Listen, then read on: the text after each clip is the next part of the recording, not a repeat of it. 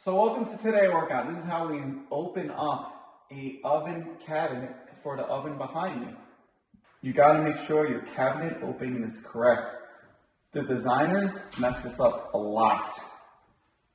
So make sure you have this was actually wrong.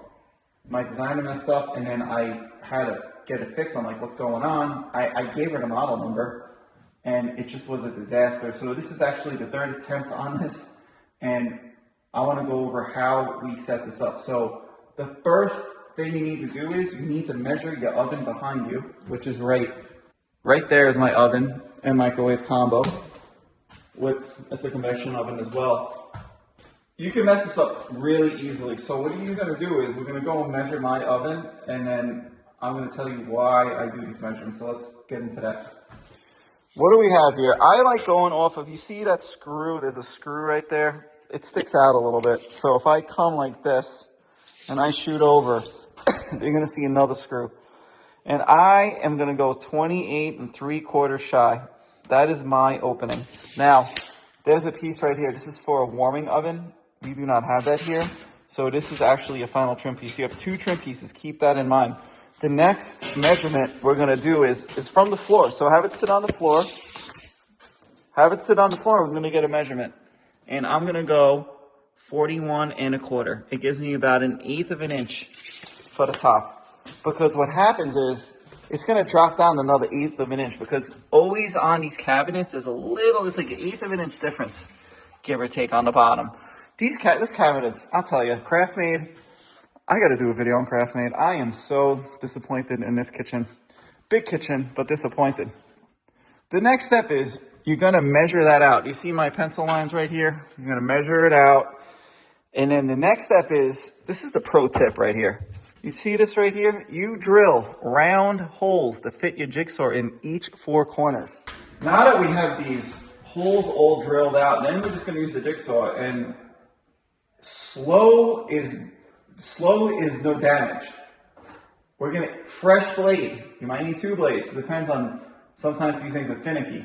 I have these holes I could start. So you'll see how I'm going to do this. So let's get the jigsaw out. It's going to be powered. And let's cut this out carefully. The first cut I'm going to make is on the bottom.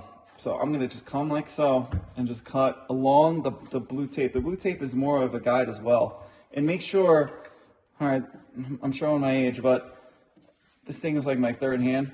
Make sure you're on 0 at the start, and then you can see how the wood goes, because you don't want it to flake out, then you have problems, especially going up and to the side, especially on the top rail. So let's cut this carefully.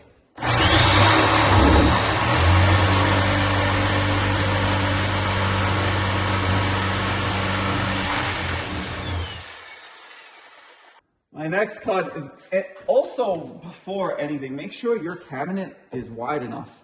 This is a 31.5-inch cabinet. If you have a 30-inch cabinet, and a 30-inch oven, guess what? It's not going to fit. You would need a 27-inch oven. These things matter. This is like, I guarantee you, this is one of the most damaged deliveries, these, and returned, because they're always wrong.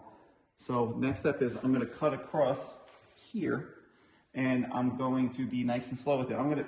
This is 1 cut, 2 cut, 3 cuts. So let's cut it. So look, this is very nice. I got my hole to work with, and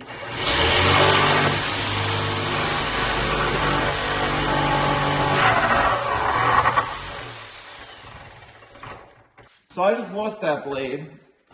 One other thing before we start cutting is, look at that. I am into that screw. I might cheat this down a little bit so I keep that screw in there, because that's holding up this whole top piece. Oh, what a bad place for that screw. So I'm gonna bring it down a smidge, probably to there.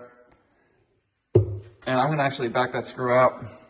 If you hit some metal, do not use that jigsaw blade. Go get a new one. I just put a brand fresh new one on. That was a good thing, because I didn't even think about that. So that's another pro tip. So let's now cut this. I took the screws off on each side.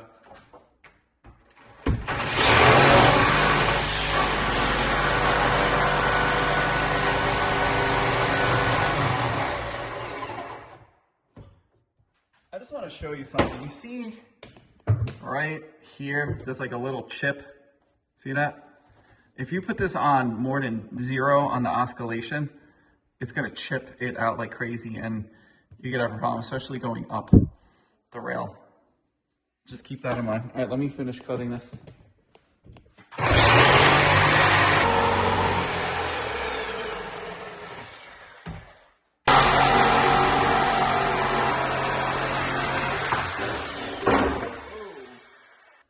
One side's done. Let's get the other side done. One side's done, look how it's loosey-goosey. Let's get the other side done, and then we'll pop it off carefully.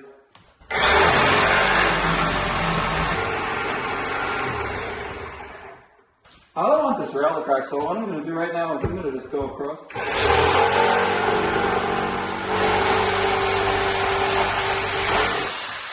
Take the weight off of this rail to the right. Better safe than sorry. You really only have one shot with this. If you mess this up, you need a new cabinet, or you need to get very creative with how everything's going to look.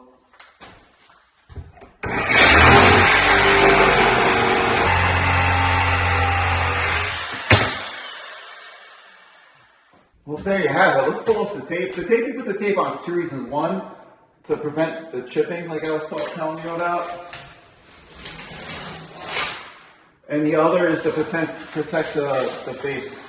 Because some of this is exposed, especially up top, so you don't want that.